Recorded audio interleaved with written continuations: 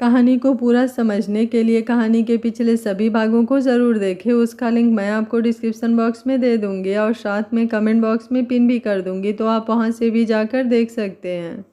मुझे मंजूर है, सितारा ने आकर्ष को देखते हुए कहा। तो आकर्ष और दाइमा दोनों के चेहरे खिल गए। वहीं दिव्या भी चेहरे पर सातिर मुस्कान लिए उन दोनों को देख रही थी। मैं जानता था तुम यही फैसला लोगी, आखिर तुम भी तो मेरी खुशी ही चाहती हो और मेरी खुशी अब दिव्या के साथ ही है। उसने दिव्या को अपने करीब ही कर अपनी बाहों में भरते हुए कहा। तो सितारा का एकदम से तन मन जल उठा। अब तक उसने दिव्या को अपनाने से मना किया था तो वो इससे इस बात पर गुस्सा थी, लेकिन अब जब उसने उसे अपना लिया और अपने करीब खड़ा किया तो उसे ना जाने क्या हुआ कि उसके चेहरे का रंग बिल्कुल ही उतर गया। इस वक्त उसे अपने दिल पर कांटे से चुभते महसूस हो रहे थे। खुश हो ना तुम मेरी खुशी में? आकर्ष ने फिर से सितारा को देखते हुए पूछा। तो वो फीका सा मुस्कुराई और बोली, बहुत। उसके इस एक शब्द के पीछे का दर्द आकर्ष अच्छी तरह से महसूस कर रहा था। वो अभी भी उसे देख रहा था, जबकि सितारा उससे नजरें चुरा रही थी। वो चुपचाप अंदर की तरफ चली गई। आकर्ष के करीब आने से दिव्या के मन में तो लट्टू फूट रहे थे। वो उसकी कमर पर हाथ रखने ही वाली थी कि आकर्ष उससे दूर खिसक गया और उसे घूरने लगा। उसकी घूरती हुई नज़रें खुद पर पाकर दिव्या एकदम से सहम गई, लेकिन जब बाद में आकर्ष मुस्कुराया तो उसके चेहरे पर भी एक हल्की सी मुस्कान आ गई। बहुत जल्द हमारा बेबी आने वाला है ना, इसलिए अपना ध्यान रखो। यूँ मेरे करीब आओगी तो तुम जानती हो मैं कंट्रोल नहीं कर पाऊँगा और कुछ ऐसा कर बैठूँगा जिससे बेबी को हर्ट हो सकता है, इसलिए मुझसे कम से कम 5 फीट की दूरी बनाकर रहना। आकर्ष ने अपनी बात कही और होठों को गोल कर पाउट बनाते हुए उसे फ्लाइंग किस देकर वहाँ से चला गया। दिव्या वहाँ खड़ी खड़ी उसकी बातों का मतलब ही समझती रह गई। सितारा कमरे में आई तो दरवाज़ा बंद कर उसने अपनी आंखें भींच ली। उसकी बंद आंखों के सामने भी बार बार आकर्ष का दिव्या को अपने करीब खींचना याद आ रहा था। आकर्ष की ज़िंदगी में कोई और आए वो हमेशा से चाहती थी, लेकिन अब जब सच में उसकी ज़िंदगी में कोई और आ गया तो उसके दिल में एक दर्द सा उठ रहा था। उसे इस वक्त उस पर गुस्सा भी बहुत आ रहा था। आज उसने गुस्से में जो भी बातें कही उससे सितारा को बहुत ज़्यादा ठेस पहुंची थी। आंखें जब गुस्से और दर्द का भान सहन नहीं कर पाई तो आंसुओं के जरिए अपना बोझ बहाने लगी। आज उसने वो खोया था जो उसने पूरी तरह से पाया भी नहीं था। अब तक मैं सिर्फ यही सोच रहा था कि वो मेरे प्यार को इनकार कर रही है, लेकिन अब मुझे समझ आया कि उसे इनकार मेरे इश्क से नहीं बल्कि उसे डर था अपने अतीत से, कि अगर उसका अतीत सामने आया तो मैं उससे दूर हो जाऊंगा। पागल, एक बार मुझसे कहकर तो देखती, उसके लिए तो मैं खुद को भूल जाता, तो उसका अतीत क्या चीज़ है? आकर्ष ने सामने की तरफ देखते हुए कहा, जहाँ पर दाइमा खड़ी थी। अगर सब कुछ बोलना इतना आसान होता तो शायद हम सब की ज़िंदगी खुशियों से भरी होती, दाइमा ने कहा। खुशियों से भरी ज़िंदगी तो अब भी होगी, लेकिन आप पहले मुझे ये बताइए कि आपको ये सब कैसे पता लगा और आपने मुझे पहले क्यों नहीं बताया, और इन सब के अलावा आप क्या क्या जानती हैं? आकर्ष ने गंभीरता से पूछा। दाइमा खामोशी से आकर्ष को देख रही थी, जबकि आकर्ष की आंखों में एक उतावलापन था। वो जल्दी से जल्दी सितारा के बारे में सब कुछ जानना चाहता था। बताइए ना दाइमा, आपको सितारा के बारे में क्या क्या पता है, और जो आपने मुझे थोड़ी देर पहले बताया वो आपको कैसे पता है? जब पहली बार तुम सितारा को घर पर लेकर आए थे उस वक्त उसकी हालत बहुत ही ज़्यादा ख़राब थी। देखने में ही लग रहा था कि उसे कई दिनों या कई सालों से लगातार बंदी बनाकर रखा गया होगा। जिसके गवाह थे उसके हाथ पर बने रस्सियों के निशान जो महीनों तक नहीं गए थे। उसकी वो कमज़ोरी जिसकी बदौलत वो अपने पैरों पर खड़ी भी नहीं हो पा रही थी, वो भी तुमसे छिपी नहीं थी। हाथ और पैरों पर कई घाव थे जो तुमने देखे थे, लेकिन इसके अलावा और भी बहुत कुछ था जो तुम नहीं देख सकते थे। वो था उसके जिस्म को बुरी तरह से नोचने के निशान। उसके पूरे शरीर पर किसी के दांतों के निशान थे, जिन्हें देखकर साफ पता चल रहा था कि उसे ना जाने कितनी बार बुरी तरह से नोचा गया है, काटा गया है। उसके साथ ना जाने कितनी ही बार जबरदस्ती की गई है। उसने सिर्फ जिस्म ही नहीं बल्कि रूह को भी छलनी किया गया है। उसका हर एक अंग चीख चीख कर कहता था कि उसे दर्द हो रहा है, लेकिन मेरी गुड़िया के चेहरे पर फिर भी एक मुस्कान थी, एक संयम था। जिस्म पर जलने के निशान थे, लेकिन वो ऐसे अंगों पर थे जहाँ पर किसी जलती हुई चीज़ का गिरना बहुत मुश्किल था। इसलिए उन्हें देखकर ही अंदाज़ा हो रहा था कि उसे किसी ने जानबूझकर जलाया है। वो भी एक बार नहीं, बार बार। मेरा सीना छलनी हो गया था उसके घावों को देखकर। मैंने उसके जिस्म पर तो मरहम लगा दिया था, लेकिन उसके मन को मैं सांत्वना तक नहीं दे पाई थी। उसे इस तरह दर्द में देखकर मैं हैरान थी कि कोई कैसे इतना दर्द बर्दाश्त कर सकता है। आखिर सहने की भी एक हद होती है, लेकिन उसकी सहनशीलता देखकर मैं पूरी तरह से चौंक गई थी। जब वो थोड़ी थोड़ी ठीक होने लगी तो मैंने उसे पूछने की बहुत कोशिश की। बहाने से ही उसके बारे में कुछ ना कुछ पूछने की कोशिश करती रहती, लेकिन वो हमेशा चुपचाप बैठी रहती। कभी नज़रें मेरी तरफ उठाकर देखती तो मेरे वापस देखने पर फिर से नज़रें चुरा लेती। मैंने उससे ज़्यादा कुछ इसलिए नहीं पूछा था कि वो किसी दबाव में ना आ जाए और यहाँ से जाने की बात ना करे, इसलिए चुपचाप बस उसका इलाज करती रही। लेकिन कहते हैं ना कि डॉक्टर से बीमारी छुपी नहीं रहती, और उसका इलाज करते करते ही मुझे पता चला कि वो एक बार माँ बन चुकी है। उसने एक बच्चे को जन्म दिया हुआ है। ये सब जानकर भी मैं उससे कुछ पूछने की हिम्मत नहीं कर पाई। आखिर दिन बीतते गए और वो ठीक होती गई। उस दिन तू घर पर नहीं था जब उसके पेट में एकदम भयंकर दर्द उठा। वो दर्द उसकी आंखों में उतर रहा था। मैंने उसे बहुत सी दवाइयाँ पिलाई, लेकिन उसका वो दर्द शांत ही नहीं हो रहा था। वो लगातार दर्द सहे जा रही थी, लेकिन फिर भी अपने मुंह से कुछ भी नहीं कह रही थी। मैंने उससे कई बार पूछा कि क्या वो जानती है कि इस दर्द का कारण क्या है, तो वो हर बार ना में जवाब दे देती। लेकिन जब उसकी दर्द बर्दाश्त करने की हद टूटी तो उसकी खामोशी भी टूटी, और वो आखिर बोल ही पड़ी। उस दिन उसके मुंह से मैंने वो सच्चाई सुनी जिसे सुनने के बाद मेरे पैरों तले ज़मीन खिसक गई। कांप उठी थी मैं। उससे बहुत कुछ छीना गया था, उसकी खुशी, उसकी आज़ादी, उसकी सोच। इन सब के साथ साथ ही उससे एक और अहम चीज़ छीनी गई थी, वो था उसका स्त्री होने का अस्तित्व। उसके बच्चे को जन्म देने के बाद ही उसका एक ऑपरेशन करवाया गया था, जिसे आजकल की भाषा में हिस्टीरेक्टोमी कहते हैं। ऑपरेशन कर उसका गर्भाशय तक निकाल लिया गया ताकि ना ही वो आगे से माँ बन सके और ना ही उसे माहवारी हो। दाई माँ ने खुद को किसी तरह संभालते हुए आकर्ष को बताया। आकर्ष ने जैसे ही दाई माँ से ये बात सुनी वो धम्म से नीचे ज़मीन पर बैठ गया। आंसू उसकी आंखों को चीरते हुए बाहर आ रहे थे। एकदम सुन्न सा वो दाई माँ की बात सुनकर पत्थर हो गया था। रूह तक कांप उठी थी उसकी बात सुनकर मेरा भी यही हाल था। उससे कोई रिश्ता ना होने के बावजूद भी उस वक्त मेरा दिल उसके लिए फटा जा रहा था। मैंने उसे अपने सीने से लगा लिया तो वो फफक फफक कर रो पड़े। उस दिन पहली बार मैंने उसकी आंखों में दर्द देखा था। पहली बार महसूस किया था कि सच ही कहते हैं, एक औरत दर्द बर्दाश्त करने के बाद भी इस तरह मुस्कुरा सकती है जैसे उसके जितना खुश और कोई हो ही नहीं सकता। सब कुछ छिन चुका था हमारा, हम फिर भी मुस्कुराते रहे। लूटने वाले लूट कर भी हमें रोते रहे।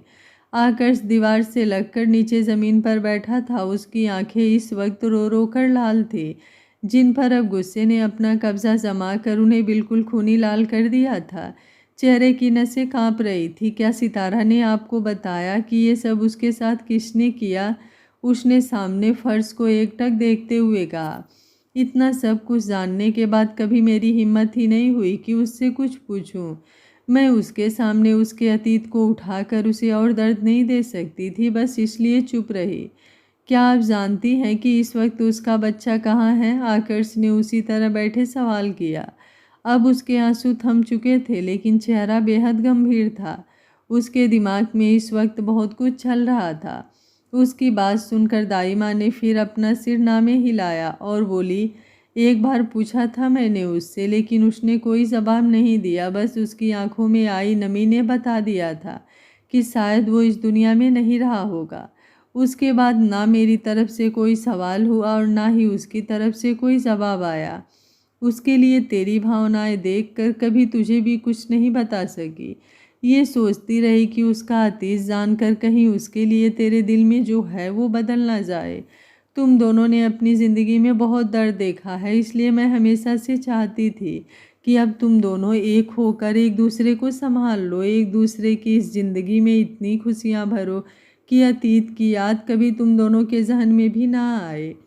उनकी बात सुनकर आकर्ष हल्का सा व्यंग में मुस्कुराया और बोला, आपने सोच भी कैसे लिया कि उसके बारे में ये सब जानकर मेरा उसके लिए प्यार बदल जाएगा। हाँ, कभी मैंने आपके सामने कबूल नहीं किया, लेकिन आज कहता हूँ आपसे कि बहुत बहुत प्यार करता हूँ मैं उससे। अपना सब कुछ हार जाने के बाद जीने की इच्छा भी नहीं थी मुझे, लेकिन उसकी वजह से मुझे मौत से बगावत करके आना पड़ा। उसकी ज़िंदगी बचाने के लिए मुझे अपनी ज़िंदगी को अपनाना पड़ा, इसलिए वो ज़िंदगी है मेरी, उससे सांसें जुड़ी है मेरी। और अब ये साथ सांसें थमने के बाद ही टूटेगा, और वो भी सिर्फ जिस्मानी, रूहानी साथ तो मेरा उससे कभी नहीं छूटने वाला।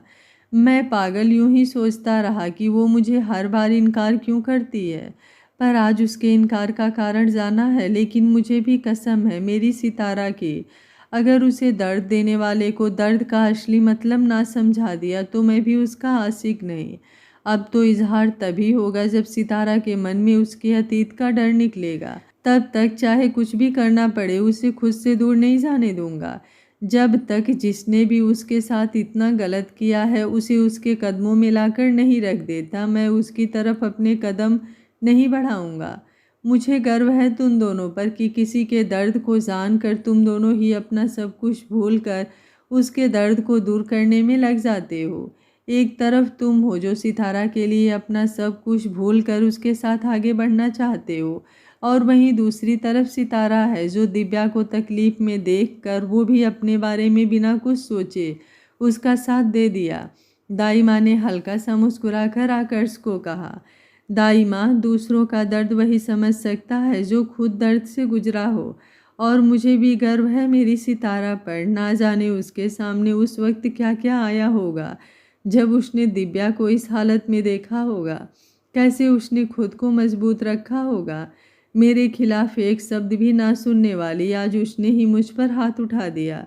लेकिन अब मुझे उससे कोई गिला शिकवा नहीं, बल्कि मैं खुश हूँ इस बात पर कि कम से कम वो खुद के लिए ना सही दूसरों के लिए ही सही लड़ना तो सीखी। लेकिन दिव्या, ये नहीं कि मुझे तुझ पर विश्वास नहीं, पर मैं तेरे मुँह से सच सुनना चाहती हूँ।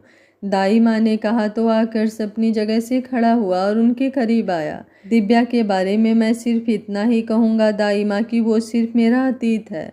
हाँ, मैं उसके साथ एक रिश्ते में था, लेकिन मैंने उस रिश्ते के दायरे को कभी पार नहीं किया। किसी लड़की की इज्जत से खेलना आकर्ष के वसूलों में नहीं। वो मेरी एक अच्छी दोस्त थी, लेकिन मैंने कभी उससे प्यार नहीं किया। बस उसकी खुशी के लिए हम दोनों के रिश्ते को एक मौका देना चाहा, लेकिन उससे पहले ही मयंक ने मुझे इतना बड़ा धोखा दे दिया।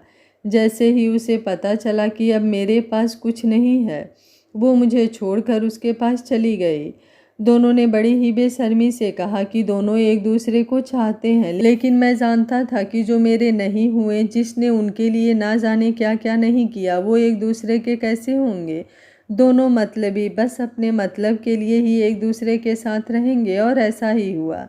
पर यकीन मानिए, अब मेरी ज़िंदगी में उन दोनों के लिए ही कोई जगह नहीं है। अब मुझे उन दोनों से ही कोई मतलब नहीं, मुझे तो बस अब अपनी सितारा के लिए जीना है। उसके साथ से ही मैंने ये सब कुछ फिर से पाया है।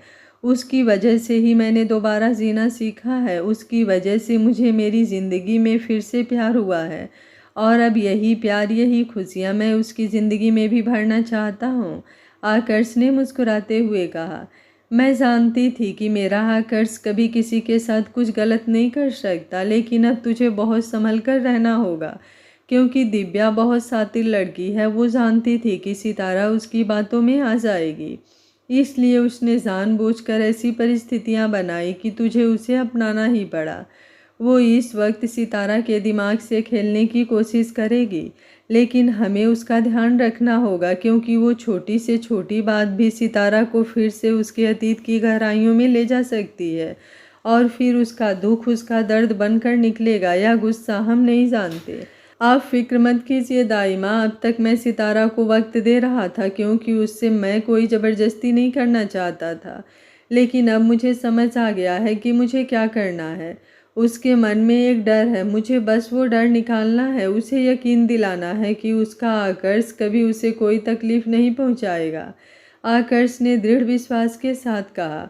सितारा अपने कमरे में बिस्तर पर लेटी हुई थी, उसकी आंखें इस वक्त गहरी लाल सूजी हुई थी। शायद वो बहुत देर से रो रही थी। कभी अपना नहीं कहा मैंने आपको, लेकिन आज ऐसे लग रहा है जैसे ना जाने कितने ही पराये हो गए आप मुझसे। आपकी एक एक बात मुझे अंदर से ही तोड़ रही है कि कैसे आप इतने ज़्यादा निर्दयी हो सकते हैं। जिस आकर्ष को मैं जानती थी वो ऐसा तो बिल्कुल भी नहीं था। उसे तो किसी की आह तक बेचैन कर जाती थी, तो आज वो इतना पत्थर दिल कैसे बन गया कि एक छोटे मासूम बच्चे के बारे में भी नहीं सोचा, वो भी तब जब वो मासूम सी जान उसकी खुद की प्यार की निशानी है। आप हमेशा मुझसे कहते थे कि अच्छी लगती हूँ मैं, आपको प्यार करते हैं आप मुझसे, लेकिन आज वो सब कुछ झूठा लग रहा है, पर मेरी तरफ से कभी कुछ भी झूठा नहीं था। इस दिल को कभी कुछ कहने नहीं दिया मैंने, लेकिन इसने हमेशा से आपको चाहा है। जब से आपको देखा है तब से ही आपको देखना ही सुकून का दूसरा नाम है। इसके लिए पर आज आपने मुझसे वो हक भी छीन लिया। मैं अपना तो आपको कभी बना ही नहीं पाई, लेकिन आज अपने ही हाथों से आपको किसी और को सौंप दिया मैंने। मैं नहीं जानती दिव्या और आपके बीच क्या प्रॉब्लम है, क्यों आप दोनों अलग हुए, लेकिन ये ज़रूर जानती हूँ कि अगर आपका रिश्ता इतना आगे बढ़ चुका था तो बहुत प्यार करते होंगे आप एक दूसरे से। इसलिए अब मैं आप दोनों के बीच बिल्कुल भी नहीं आऊँगी। जिन भावनाओं को मैंने कभी अपने दिल से निकलने ही नहीं दिया, अब वो इस दिल में ही रहेगी। मेरी ज़िंदगी में तो दर्द हमेशा मेरे साथ ही रहा है। कभी सोचा नहीं था कि अब भी साथ इस दर्द का ही मिलेगा। पर आपकी खुशी के लिए ये भी मंजूर, वो रोते हुए खुद से ही कह रही थी। दरवाज़ा नॉक होने पर उसने अपनी आंखें साफ की और जाकर दरवाज़ा खोला। सामने आकर्ष को देखकर वो एक पल के लिए चौंक गई, लेकिन फिर चुपचाप अंदर आ गई। आकर्ष भी उसके पीछे पीछे ही अंदर आया। उसके हाथ में इस वक्त खाने की प्लेट थी। सितारा ने एक नज़र उठाकर उसकी तरफ देखा और फिर से नज़रें फेर कर बेड पर जाकर बैठ गई। देखो, मैं यहाँ पर ना ही कोई सफाई देने आया हूँ और ना ही तुमसे कोई बहस करने। मैं बस तुम्हें खाना खिलाने आया हूँ और खाना खिलाकर चला जाऊँगा। उसने अपनी बात कही, लेकिन सितारा ने अब नज़रें उठाकर उसकी तरफ नहीं देखा। मानता हूँ मेरी गलती है, लेकिन तुम तो मेरी दोस्त हो ना। अगर एक इंसान गलती करे तो उसका दोस्त कभी उससे रूठता नहीं, बल्कि उसकी गलती पर उसे समझाता है, डांटता है, ताकि वो इंसान अपनी गलती सुधार सके। और दोस्तों में छोटी मोटी लड़ाइयाँ तो चलती रहती हैं, ऐसे में इतनी नाराज़गी क्यों? गलती छोटी हो तो चल जाती है, लेकिन जब कोई जानबूझकर किसी का दिल दुखाए तो उसे गलती नहीं कहा जाता। सितारा ने उसकी तरफ देखते हुए कहा। सॉरी, पर सच में इस वक्त हालात ऐसे नहीं हैं कि मैं तुम्हें कुछ भी समझा पाऊँ। बस मुझे थोड़ा सा वक्त दे दो, मैं सब ठीक कर दूँगा। आकर्ष ने अपनी बात कही और उसके सामने बैठ गया। उसने निवाला बनाकर सितारा की तरफ बढ़ाया तो सितारा ने अपना मुंह फेर लिया। तुमने मेरे इजहार को इनकार कर मुझसे दोस्ती का रिश्ता मांगा था, अब तुम वो मुझसे नहीं छीन सकती। मैं मानता हूँ मैंने जो भी किया गलत किया, लेकिन तुम यूँ मुझसे रूठ कर मेरी दोस्ती को नहीं ठुकरा सकती। प्लीज़ खाना खा लो, वरना तुम्हारी तबीयत फिर से ख़राब हो जाएगी और मैं मेरी दोस्त को तकलीफ़ में बिल्कुल भी नहीं देख सकता। उसने कहा तो सितारा ने उसकी तरफ देखा। पहले आप मुझसे वादा कीजिए कि आप अब दिव्या को बिल्कुल भी दुखी नहीं करेंगे। बहुत प्यार करती है वो आपसे, इसलिए प्लीज़ अब उन्हें खुद से दूर मत जाने दीजिएगा। बहुत मुश्किल से और नसीब वालों को उनके हिस्से का इश्क मिलता है। आप इस इश्क को रुसवा मत होने दीजिएगा। तुम जानती हो मैं बहुत प्यार करता हूँ अपनी जान से, और मेरी जान, मेरा इश्क मुझे मेरी जान से भी ज़्यादा प्यारा है। उसे रुसवा करने की गुस्ताखी तो मैं कभी ख्वाबों में भी नहीं कर सकता। इसलिए वादा करता हूँ तुमसे कि उसे कभी कोई तकलीफ़ नहीं होने दूंगा। उसने मुस्कुराते हुए कहा। लेकिन उसकी बात सुनकर सितारा का चेहरा दर्द से भर गया। आकर्ष का दिव्या को अपनी जान कहना, उससे प्यार होना कबूल करना उसे अंदर ही अंदर तकलीफ दे रहा था, लेकिन फिर भी वो अपने चेहरे पर एक मुस्कुराहट लेकर आई और मुंह खोल कर निवाला खाने लगे। उसके आंसू बाहर आने को आतुर थे, लेकिन इंतजार था उसे अपनी तन्हाई का, जिसमें वो जी भर कर रोती थी और सबके सामने मुस्कुराती थी। आकर्ष सितारा को खाना खिला रहा था और वो भी चुपचाप खाए जा रही थी। दिव्या, जो कि अभी उनके कमरे के बाहर से गुजर रही थी, उन दोनों को एक साथ देखकर वहीं पर रुक गई। उसकी नज़रें उन दोनों के चेहरे पर थी। जब भी आकर्ष और सितारा की नज़रें आपस में मिलती तो एक दूसरे पर ही ठहर जाती। उन दोनों का यूं एक दूसरे को देखना और आकर्ष का सितारा को अपने हाथों से खाना खिलाना उसे बहुत अजीब लगा। आकर्ष ऐसा इंसान था जिसे अपने बिजनेस से ही फुर्सत नहीं मिलती थी। उसका सारा दिन अपने काम में ही व्यतीत होता। कभी दिव्या के लिए तो उसके पास वक्त ही नहीं होता और ना ही था, और वैसे भी दिव्या को उसका वक्त चाहिए भी नहीं होता था। वो तो उसके सरप्राइज और उसके पैसों पर ऐश करने में ही बिजी रहती। तुमने अपनी दवाइयाँ ली? आकर्ष ने उसको खाना खिलाने के बाद पूछा, जिस पर सितारा ने कोई जवाब नहीं दिया। बस तुम्हारी यही बात मुझे अच्छी नहीं लगती। कितनी बार कहा है तुमसे अपना ध्यान रखो। तुम जानती हो ये दवाइयाँ तुम्हारे लिए कितनी ज़्यादा ज़रूरी हैं, लेकिन हर रोज़ तुम्हें याद दिलाना पड़ता है। अगर एक दिन भी मैं तुम पर ध्यान ना दूँ तो तुम ये दवाइयाँ लोगी ना? आकर्ष ने उसे डांटते हुए कहा, जिस पर सितारा चुपचाप उसकी डांट सुन रही थी। वहीं दरवाजे पर खड़ी दिव्या तो अब तक यही समझने की कोशिश कर रही थी कि आखिर ये लड़की किस चीज़ की दवाइयाँ ले रही है और आकर्ष उसके लिए इतना फिक्रमंद क्यों है। आकर्ष ने अपने हाथ में दवाइयों का बॉक्स लिया और उसके सामने ही बैठ गया। वो उससे बात कर कुछ पूछना चाहता था, लेकिन उसके लिए सितारा को बातों में उलझाना बहुत ज़रूरी था। सितारा के होठों के पास थोड़ा सा खाना लगा हुआ था, जिसके बारे में वो उसे इशारा कर रहा था, लेकिन सितारा समझ ही नहीं रही थी। तो आकर्ष उसके करीब हुआ और अपने हाथ से उसे हटाने लगा। उसे अपने करीब आते देख सितारा एक पल के लिए चौंक गई, लेकिन जब उसका हाथ उसके गालों से स्पर्श हुआ तो वो यूं ही उसे देखती रही। आकर्ष ने खाना तो उसके होठों के पास से हटा दिया था, लेकिन जब सितारा की नज़रें उसने अपने ऊपर महसूस की तो उसने भी उसकी आंखों में देखा और ना जाने फिर कब तक देखता रहा। दोनों के चेहरे इस वक्त बेहद करीब थे। सितारा के उड़ते हुए बाल आकर्ष के अपने गालों से छूते हुए महसूस हो रहे थे, जिससे उसका मन कर रहा था कि सारी उम्र वो इन जुल्फ़ों की छाँव में बिता दे। उन दोनों को एक दूसरे में खोए हुए देखकर दिव्या तो बिल्कुल हैरान रह गई। उसने सोचा भी नहीं था कि उन दोनों के दिल में एक दूसरे के लिए कुछ होगा, क्योंकि आकर्ष ऐसा लड़का था ही नहीं जो किसी के लिए अपने दिल में प्यार जैसा महसूस करे। उसके सिर पर तो एक ही नशे का सुरूर रहता था और वो था बिजनेस, बिजनेस और सिर्फ बिजनेस। ऐसे में इसका सरूर उसके सिर पर चढ़ेगा ये तो वो कभी सोच भी नहीं सकती थी। आह, बहुत दर्द हो रहा है। दिव्या अपने पेट पर हाथ रखकर जानबूझकर चिल्लाई। उसके चिल्लाने की आवाज़ सुनकर सितारा जल्दी से अपनी जगह पर से खड़ी हुई और अब बाहर आई। दिव्या दीवार के साथ लगकर खड़ी थी और उसने अपने पेट को पकड़ रखा था। उसे यूं दर्द से कराहते देख सितारा को भी जैसे दर्द वो महसूस होने लगा। सितारा के बाहर आने के बाद आकर्ष भी उसके पीछे पीछे आया और दिव्या को देखने लगा। देख क्या रहे हैं आप? जल्दी से इन्हें उठाइए और कमरे में ले जाइए, सितारा ने आकर्ष से कहा। कुछ नहीं हुआ होगा, थोड़ा ज़्यादा खा लिया होगा इसलिए दर्द हो रहा होगा, आकर्ष ने बेफिक्री से कहा। तो सितारा ने उसे घूर कर देखा। वहीं सितारा के चेहरे पर गुस्से के एक्सप्रेशन देखकर आकर्ष ने दिव्या की तरफ घूर कर देखा और उसे गोद में उठा लिया। दिव्या ने भी बिना एक पल गंवाए जल्दी से उसकी गर्दन पर अपनी बाहें लपेट दी। अगर मुझे तुम्हें गिराना होगा तो ये तुम्हारी बाहें भी तुम्हें नहीं बचा पाएंगी, इसलिए चुपचाप इन्हें नीचे करो। जैसे ही आकर्ष ने कहा, दिव्या ने झट से अपने हाथ नीचे कर लिए।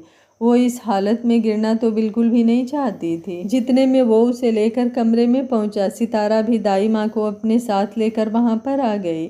दाई माँ ने उसे चेक करना शुरू किया तो आकर्ष बाहर की तरफ आ गया, जहां सितारा के दिमाग में इस वक्त सिर्फ दिव्या को लेकर परेशानी चल रही थी कि कहीं उसे कुछ हो ना जाए। वहीं आकर्ष के दिमाग में इस वक्त सिर्फ कुछ वक्त पहले के पल छाए हुए थे, जिनमें वो सितारा के इतने करीब था। उसके इतने करीब जाने पर सितारा के चेहरे पर बनी सहजता उसे एहसास करा रही थी कि उसे उससे डर तो बिल्कुल भी नहीं लगता। मतलब वो उस पर विश्वास करती है और ये उसके लिए एक बहुत अच्छी बात है।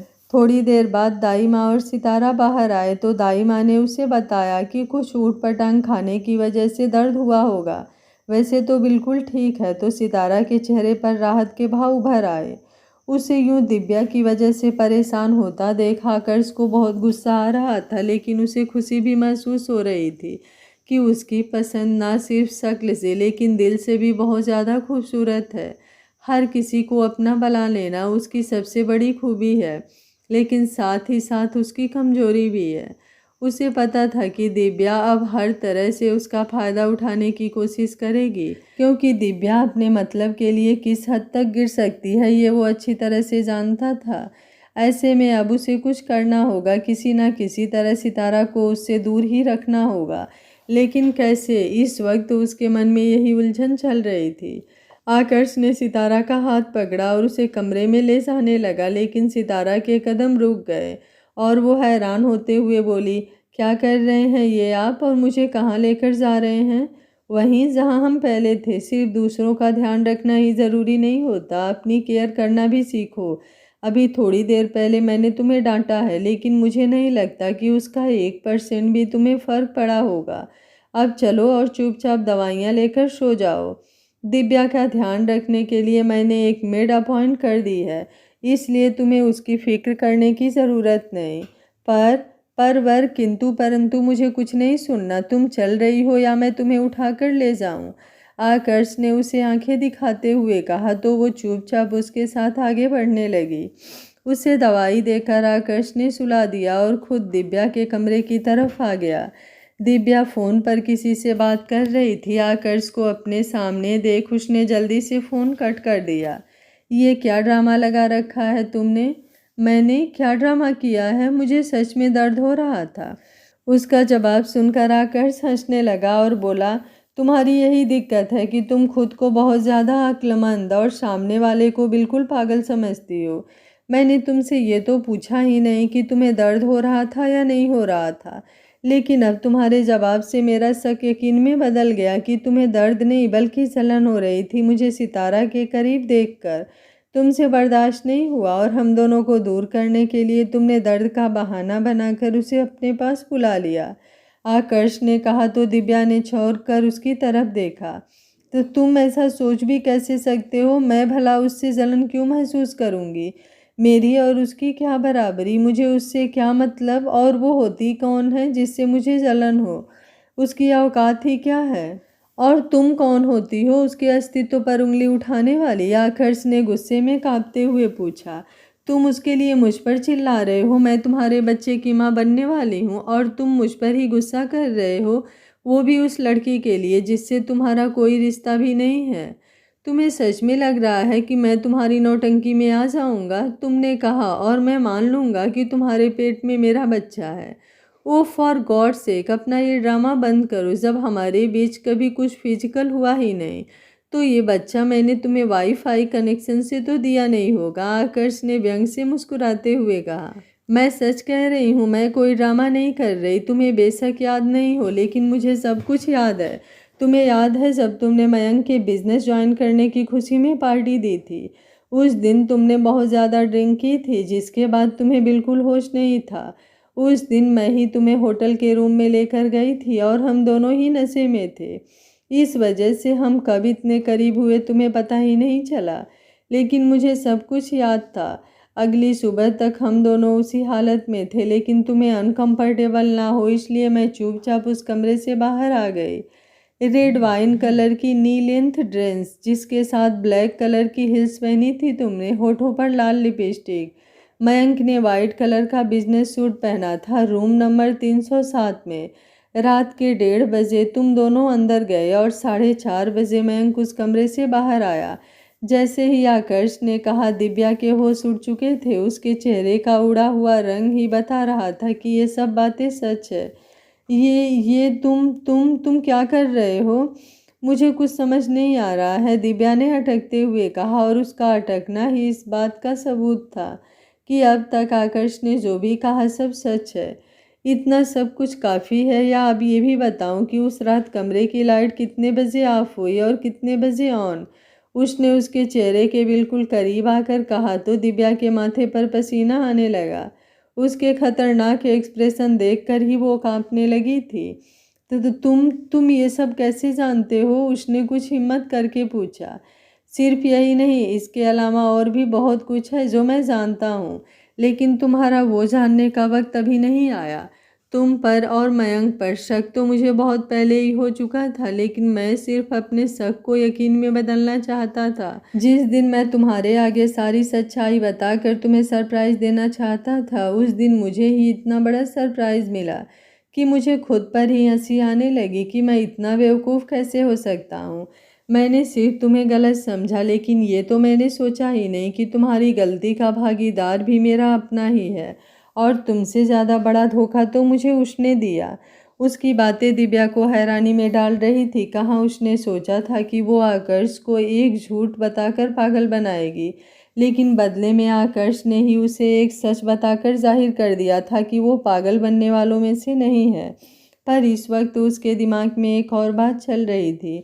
इतना सब कुछ जानने के बावजूद भी उसने पहले ये सब बातें क्यों नहीं की? क्यों उसने उसे इस घर में रहने दिया? क्या सितारा की वजह से वो इस घर में रुक पाई है? और अगर हाँ, तो आखिर इन दोनों के बीच चल क्या रहा है? सितारा और आकर्ष एक दूसरे के करीब होना, आकर्ष का उसके खिलाफ एक भी शब्द ना सुनना, उसके शक की पुष्टि कर रहे हैं। जब तुम सब कुछ जानते ही हो तो अब तक चुप क्यों थे? आखिरकार उसने सवाल कर ही दिया, जिस पर आकर्ष के चेहरे पर आई मुस्कुराहट ही काफ़ी थी ये बताने के लिए कि लोगों के दिमाग से खेलना उसे बखूबी आता है। दिव्या बेसब्री से उसके जवाब का इंतजार कर रही थी, जबकि आकर्ष सिर्फ मुस्कुराकर उसे देख रहा था। अब चुप क्यों हो? बताओ, क्यों तुमने सबके सामने ये बात नहीं कही? क्यों चुप थे? क्यों मुझे इस घर में रहने दिया? मैं जानती हूँ मेरी सेल्फ रिस्पेक्ट बनी रहे और मेरी इज्जत पर दाग ना लगे, इसलिए ही तुमने मेरी बात मान ली। मैं जानती हूँ कि तुम अभी मुझसे बहुत प्यार करते हो, दिव्या ने उसके करीब आकर कहा। उसका दिमाग अलग ही ट्रैक पर चल रहा था। उसकी बात सुनकर आकर्ष हंसने लगा और बोला, इंसान को सिर्फ उतना ही सोचना चाहिए जितना उसका दिमाग हो। दिमाग से बढ़कर सोचने की कोशिश करेगा तो ना सिर्फ दिमाग का बंटाधार हो जाएगा, बल्कि उसका खुद का बेड़ा गर्क भी हो जाता है। फिलहाल तुम्हें जितना पता होना चाहिए था मैंने बता दिया। इससे आगे जानने के लिए ना तुम दिमाग है और ना ही तुम्हारी औकात, इसलिए चुपचाप जितने दिन यहाँ पर इजाज़त दे रहा हूँ शांति से रहो, नहीं तो एक पल नहीं लगेगा मुझे तुम्हें और तुम्हारे सामान को उठाकर बाहर फेंकने में। उसकी बातें सुनकर दिब्बा का चेहरा फिर से उतर गया और उसके चेहरे पर अब गुस्से ने अपना कब्जा जमा लिया। उसके उतरे चेहरे को देखकर आकर्ष वहाँ से जाने लगा, लेकिन फिर वापस आया और उसके बिल्कुल करीब आकर बोला, बाकी सबका तो पता नहीं, लेकिन एक बात तुम्हारे लिए जानना बहुत ज़्यादा ज़रूरी है कि सितारा और तुम्हारी सच में कोई बराबरी नहीं। कहाँ तुम? उसने नीचे की तरफ देखकर कहा और फिर नज़रें उठाकर ऊपर की तरफ देखते हुए बोला, कहाँ वो? तुम उसके पैरों की जुदी के बराबर भी नहीं हो, और उसकी औकात ये है कि इस घर का नाम सितारा मेंशन है और तुम्हें यहाँ रहने के लिए भीख मांगनी पड़ रही है। उसकी बात सुनकर दिव्या ने अपनी मुट्ठियां कस ली। उसके जबड़े आपस में भिड़ चुके थे। आखिर ऐसा क्या है उस लड़की में जिसके लिए तुम इतने पागल हुए जा रहे हो? दिव्या ने पीछे से गुस्से में सवाल किया। उसमें वो है जो दुनिया के किसी और लड़की में नहीं हो सकता, आकर्ष कपूर को अपने प्यार में पागल करने का रुतबा। आकर्ष ने बिना मुड़े ही कहा और सीधा कमरे से बाहर निकल गया। तो अब पता चला तुम्हारे चुप रहने का कारण। तुम उस सितारा की नज़रों में अच्छे बने रहना चाहते हो, क्योंकि देखा था मैंने कैसे मुझे ना अपनाने पर वो घर से बाहर जाने को तैयार हो गई थी। मैंने तो सोचा था तुम्हें इतना बड़ा धोखा मिलने के बाद तुम दोबारा किसी पर विश्वास भी नहीं करोगे, लेकिन इधर तुम्हें तो इश्क ही हो गया। खैर अच्छा है, अब मुझे ये तो पता चल गया कि तोते की जान मैना में बसी है अब देखना ये है कि किसकी गर्दन मरोड़ने पर दर्द किसे होता है। 2 दिन यूं ही बीत गए थे। आकर्ष अपने काम में बहुत ज़्यादा बिजी हो चुका था। उसने अपना काम इतना ज़्यादा बढ़ा लिया था कि कभी कभी उसे बिल्कुल भी फुर्सत नहीं मिलती थी। लेकिन एक चीज़ ऐसी थी जिसके आड़े वो कभी भी अपने काम को नहीं आने देता था। सितारा का ध्यान रखना, उसके आगे पीछे घूमते रहना और उसे जानबूझकर परेशान करना ताकि वो खुश रहे, हंसती मुस्कुराती रहे। दिव्या भी मौके की तलाश में थी। कब वो सितारा के जरिए आकर्ष पर वार करे। उसे समझ आ गया था कि जब तक वो सितारा को इस घर से बाहर नहीं करेगी, उसके लिए इस घर में और आकर्ष की ज़िंदगी में जगह बना पाना नामुमकिन है। आकर्ष चाहे कितना ही बड़ा बिजनेस टाइकून क्यों ना हो, उसका दिल बहुत मासूम है। उसे पिघलाने के लिए तो उसके आंसू ही काफ़ी होंगे। कहीं ना कहीं वो ये भी समझ चुकी थी कि सितारा ही उसे आकर्ष के करीब जाने में मदद करेगी। उसे ना सिर्फ उन दोनों के बीच गलतफहमियां पैदा करनी थी, बल्कि सितारा के जरिए आकर्ष के करीब भी जाना था और इसके लिए वो बस मौके की तलाश में थी। आज सितारा को आकर्ष शॉपिंग पर लेकर जाने वाला था, क्योंकि कल ही उसके एक रेस्टोरेंट की ओपनिंग होने वाली थी, जिसके लिए आकर्ष सितारा को अपनी पसंद के कपड़े दिलवाना चाहता था और खुद उसकी पसंद के कपड़े पहनना चाहता था। आकर्ष सिर्फ सितारा को लेकर जाना चाहता था, लेकिन सितारा ने दिव्या को भी साथ जाने के लिए तैयार कर लिया था। वो तो बस उन दोनों को करीब लाना चाहती थी। इतने दिनों में उसने महसूस कर लिया था कि भले ही आकर्ष ने दिव्या को यहाँ रहने की इजाज़त दे दी थी, लेकिन ना ही वो उससे बात करता था। बात करना तो दूर, वो उसके आसपास भी नहीं जाता था।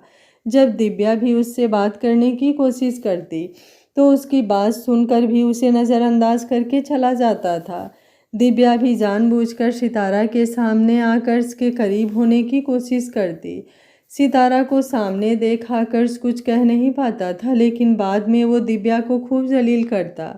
दिव्या उससे खरी खोटी सुनकर भी चुप रहती। उसने आकर्ष को ये महसूस करवाना शुरू कर दिया था कि वो उसे छोड़कर अपनी ज़िंदगी में बहुत बड़ी गलती कर चुकी है और अब वो सुधारना चाहती है। वो अपने बच्चे के लिए सब कुछ भूल कर आगे बढ़ना चाहती है। आकर्ष बाहर गेट पर गाड़ी में बैठकर कब से हॉर्न बजाए जा रहा था, लेकिन सितारा अभी भी पर्स में अपना सामान रख रही थी। उसने जल्दी से सब कुछ चेक किया और बाहर की तरफ आई। दिव्या भी उसके आगे आगे ही घर से बाहर निकली। सितारा को आते देख आकर्ष ने अंदर से ही गाड़ी का दरवाज़ा खोल दिया, लेकिन दिव्या जल्दी से आगे बढ़ी और जाकर उसके साथ वाली सीट पर बैठ गई। आकर्ष ने उसे गुस्से से देखा, लेकिन दिव्या ने उसे सितारा की तरफ देखने का इशारा कर दिया, जो मुस्कुराते हुए जाकर पीछे की तरफ बैठ गई थी। सितारा तो यही चाहती थी कि दोनों ज़्यादा से ज़्यादा वक्त एक दूसरे के साथ बिताएं और एक दूसरे के करीब रहें, लेकिन दिव्या का यूं उसके साथ बैठना अब उसे अच्छा भी नहीं लग रहा था। वो बार बार अपने ही मन का करके अपने ही में खींच जाती। आकर्ष ने आगे का मिरर पीछे की तरफ सेट किया और गाड़ी स्टार्ट कर दी। सितारा ने उसे यूं मिरर सेट करते देखा, लेकिन फिर नज़रें फेर ली, लेकिन बार बार उसकी चोर नज़रें उस मिरर की तरफ चली जाती, जिनमें से उसे हर बार आकर्ष उसे ही देखते हुए मिलता। दोनों की नज़रें मिलती तो सितारा अपनी नज़रें फेर लेती, लेकिन आकर्ष उसे यूं ही देखते रहता, जिससे दिव्या बुरी तरह चिढ़ रही थी। तीनों थोड़ी ही देर में मॉल पहुंचे तो दिव्या तो शॉपिंग करने में बिजी हो गई। उसने अपने लिए कई ड्रेसेस सिलेक्ट कर ली थी, लेकिन सितारा और आकर्ष सितारा के लिए कई सारी ड्रेसेस देख चुके थे, लेकिन उनमें से आकर्ष को कोई भी पसंद नहीं आ रही थी। तभी अचानक ही आकर्ष का ध्यान कॉर्नर पर लगी ड्रेस पर गया। उसे देखते ही वो उसकी तरफ बढ़ गया, लेकिन उससे पहले ही उस पर दिव्या ने अपना हाथ रख दिया और बोली, ये भी मुझे बहुत अच्छी लग रही है, मुझे ये भी चाहिए। उसने जल्दी से उसका प्राइस टैग देखा तो वो ड्रेस 90,000 की थी। उसे देखते ही दिव्या की आंखों में चमक आ गई। वो जल्दी से वहाँ खड़ी सेल्स गर्ल को बोली, आप इसे पैक कर दीजिए। हाँ, इसे पैक तो ज़रूर कर दीजिए, लेकिन ये ड्रेस इनके लिए नहीं बल्कि उनके लिए पैक करनी है, तो मेज़रमेंट उन्हीं के हिसाब से लीजिएगा। आकर्ष ने सितारा की तरफ देखते हुए कहा तो दिव्या गुस्से से उसे देखने लगी। इन दोनों को यूं देख सितारा जल्दी से वहां पर आई और बोली, आप ये ड्रेस इनके लिए ही फाइनल कर दीजिए, मैं कुछ और देख लूँगी। उसकी बात सुनकर वो सेल्स गर्ल अपना सिर हाँ में हिलाते हुए वो ड्रेस लेकर वहाँ से चली गई। तो दिव्या के चेहरे पर एक मुस्कान तैर गई। वहीं आकर्ष का चेहरा इस वक्त गुस्से से लाल हो चुका था। वो चुपचाप काउंटर पर गया और सारे कपड़ों की पेमेंट कर शोरूम से बाहर निकल गया। उसे इस वक्त इतना गुस्सा आ रहा था कि वो यहाँ पर एक पल भी नहीं रुकना चाहता था। वहाँ से बाहर निकलते ही वो गाड़ी में बैठ गया तो दिव्या और सितारा भी दोनों जल्दी से आकर गाड़ी में बैठ गए। दिव्या के हाथों में ढेर सारे बैग्स थे, इसलिए वो पहले ही जाकर पीछे की सीट पर बैठ गई। तो सितारा को मजबूरन आगे बैठना पड़ा। उसने आकर्ष का गुस्से से भरा चेहरा देखा तो उससे भी अब डर लगने लगा था। घर में आते ही एक मेड की हेल्प से दिव्या अपने सारे शॉपर्स लेकर अंदर चली गई।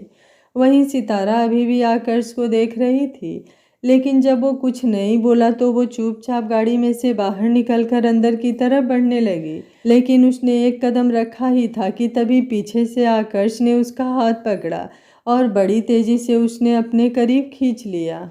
आखिर चाहती क्या हो तुम? क्यों हर बार तुम्हें सिर्फ दूसरों का ही सोचना होता है? मेरी तो तुम्हें कोई परवाह ही नहीं है कि मैं क्या चाहता हूँ, मुझे क्या अच्छा लगता है। आकर्ष ने गुस्से में उसे देखते हुए सवाल किया। आप क्या कह रहे हैं? मुझे तो कुछ समझ नहीं आ रहा, सितारा ने अपने हाथ को छुड़ाते हुए कहा। लेकिन आकर्ष ने उसका हाथ बहुत ज़्यादा कसकर पकड़ा हुआ था। समझ नहीं आ रहा या जानबूझकर समझना नहीं चाहती? तुम अच्छी तरह से जानती हो कि मैं किस बारे में बात कर रहा हूँ। वो ड्रेस मैंने तुम्हारे लिए सिलेक्ट की थी, लेकिन तुमने जानबूझकर वो ड्रेस दिव्या को लेने दी। आखिर तुम्हें प्रॉब्लम क्या थी उस ड्रेस से? आकर्ष बहुत ज़्यादा गुस्से में था। अपने गुस्से में वो ये भी भूल गया था कि उसे सितारा से किस तरह बात करनी है और किस तरह नहीं। आपको तो खुश होना चाहिए कि मैंने आपकी पसंद दिव्या को दे दी। आखिर आपकी पसंद पर सबसे ज़्यादा हक तो उसी का बनता है, सितारा ने कहा। तो उसकी कलाई पर आकर्ष की पकड़ खुद ब खुद ढीली हो गई। ओह शिट, मुझे तुमसे ऐसी बात नहीं करनी चाहिए। कहीं तुम्हें शक हो गया कि दिव्या मेरे लिए बिल्कुल मायने नहीं रखती तो तुम फिर से उसकी तरफ हो जाओगी, उसकी बातों में आने लगोगी। वो तुम्हें भड़काने की कोशिश करेगी और तुम उसकी सुनकर मुझसे ही लड़ोगी। मुझे अपने गुस्से पर काबू रखना होगा, आकर्ष ने खुद से ही कहा। हाँ ठीक कह रही हो तुम, आखिर मेरी पसंद और मुझ पर सबसे ज़्यादा हक तो उसी का बनता है, आकर्ष ने बदलते हुए कहा। तो उसका यूँ कहना सितारा को बिल्कुल भी पसंद नहीं आया। वो 2 पल उसे देखती रही। कहीं ना कहीं आकर्ष का उसे उस पर हक जताना, उससे लड़ना अच्छा लग रहा था कि क्यों उसने अपनी चीज़ किसी और को दी। लेकिन अब उसका दिव्या को उससे आगे रखना उसे अंदर ही अंदर चुभ रहा था। लेकिन वो चुप रही और चुपचाप अंदर की तरफ चली गई। अंदर दिव्या सभी ड्रेसेस ट्राई करके देख रही थी। उसने इस वक्त वही वाली ड्रेस पहनी हुई थी जो आकर्ष ने सितारा के लिए सेलेक्ट की थी। देखो मुझ पर कितनी प्यारी लग रही है ये, वो चहकते हुए सितारा के पास आकर बोली। कहते हुए सितारा फीका सा मुस्कुराई और आगे बढ़ने लगी। तुम्हें अच्छा नहीं लग रहा क्या कि आकर्ष ने तुम्हारी चीज़ मुझे दे दी? कहीं तुम ऐसा तो नहीं सोच रही कि ये मैंने तुमसे छीन लिया है? उसके कहने पर सितारा के कदम रुक गए। वो वापस से दिव्या के पास आई और बोली, मुझे बिल्कुल भी बुरा नहीं लग रहा, और बुरा लगेगा ही क्यों? जो चीज़ मेरी है ही नहीं उस पर हक किस लिए जताना? और रही बात मुझसे कुछ छीनने की, तो जो मेरा है वो हमेशा मेरा ही रहेगा, उसे तुम लाख कोशिश करने पर भी नहीं छीन पाओगी, सितारा ने गंभीरता से जवाब दिया। तो दिव्या ने टेढ़ी नज़रों से उसे देखा। सितारा फिर से वहाँ से जाने लगी, लेकिन फिर एक बार रुकी और बोली, वैसे सच सच कहूँ तो जो चीज़ जिसकी होती है उस पर ही जचती है। बाकी कोई चाहे कितनी मर्जी कोशिश कर ले, ना ही उस चीज़ की खूबसूरती उस पर निखर कर आती है और ना ही वो चीज़ अपनी कीमत पर खरी उतरती है। अपनी बात कहकर सितारा वहाँ से चली गई। तो दिव्या ने गुस्से में उसे जाते हुए घूर कर देखा। कोशिश नहीं, मैं तुमसे छीन कर ही रहूँगी। ये सब तो सिर्फ चीज़ें हैं जिनकी कोई वैल्यू नहीं है। मैं तो तुमसे वो छीनूंगी जिसके बाद तुम कहीं की नहीं रहोगी, उसने गुस्से से कहा।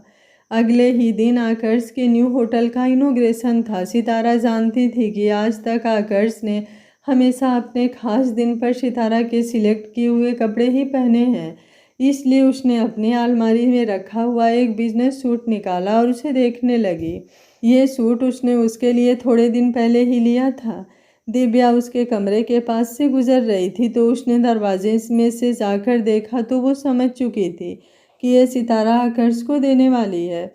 इससे पहले सितारा आकर्ष के कमरे में जाती दिव्या जल्दी से वहां गई। आकर्ष उस वक्त नहा रहा था। उसने अलमारी से आकर्ष के लिए कपड़े निकाले और बेड पर रख दिए ताकि उसे यही लगे कि ये कपड़े सितारा ने उसके लिए निकाले हैं। अपना काम कर वो बाहर आने ही वाली थी कि सितारा कमरे में आई। उसने पहले दिव्या को देखा और फिर बेड पर पड़े उन कपड़ों को।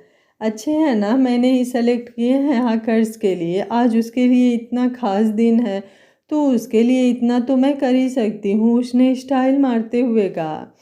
तुम्हारे लिए अच्छे होंगे लेकिन शायद आकर्ष को ना पसंद आए, सितारा ने कहा और अंदर आ गई।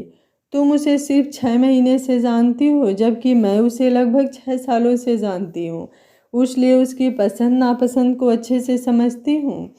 तुम उसकी फिक्र करना छोड़ो और खुद पर ध्यान दो। उसकी फिक्र करने के लिए मैं हूँ। बेबी आ जाएगा तो जल्द ही हम दोनों की शादी भी हो जाएगी, इसलिए अब तुम्हें भी उसे छोड़कर अपनी ज़िंदगी में ध्यान देना चाहिए, दिव्या ने तंज भरे लहजे में कहा, लेकिन चेहरे पर एक मुस्कुराहट ही रखी। सितारा को उसकी बात बहुत चुभी लेकिन उसने कुछ नहीं कहा। अपने हाथों में पकड़ा वो सूट उसने वैसे ही बेड पर रख दिया और बाहर आ गई। मैंने बहुत मेहनत से ये सेकंड पार्ट तैयार किया है। आप लोग मुझे कमेंट बॉक्स में अपनी राय देना बिल्कुल मत भूलिएगा कि आप लोगों को ये कहानी कैसी लग रही है। अगर आप लोगों को कहानी अच्छी लग रही है तो वीडियो को लाइक शेयर एंड चैनल को सब्सक्राइब कर लीजिएगा। Thank you for watching. मिलते हैं कहानी के अगले भाग में।